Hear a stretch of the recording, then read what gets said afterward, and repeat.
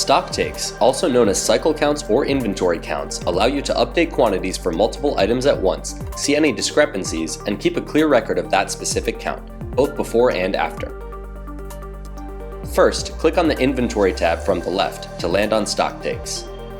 Select Create Stocktake. Enter a name or number for the stocktake or auto-generate one. Select the location, reason, and add any additional notes. You can also create a new reason for the stocktake like this. There are several ways to add your products. First, by scanning their barcode. After a successful scan, the scanned item will appear on the page. Each subsequent scan adds +1 to the count. You can also scan the product once and add the count manually if you already know how many units of the item you have. If you have less than 10,000 SKUs and want to add all of your catalog, click Add All. You can also use the Add Products button to manually add products.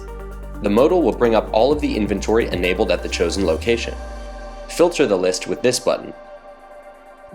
To select all items on the current page, click the top checkbox. To select all items in the filtered results, click Select All from this dropdown. Go through and update the quantities to the current count. You can also add an individual note on each product you're updating. When you're done entering changes or taking a break, click Save to save your work as a draft. A message will pop up where you'll have the option to zero out any quantities that were left blank.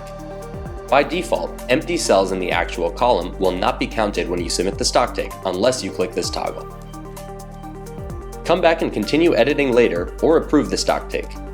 Employees with permissions to submit stocktakes can request approval from management. If your account has managed stocktake permissions, you can request modifications or approve and complete, and those counts will be updated in Thrive and synced to your integrations.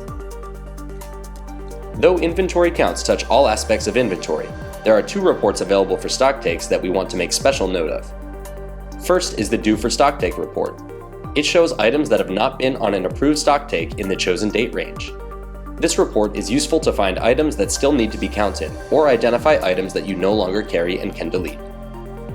The Stocktake Discrepancy report is a list of all items that had a discrepancy between the expected and actual columns.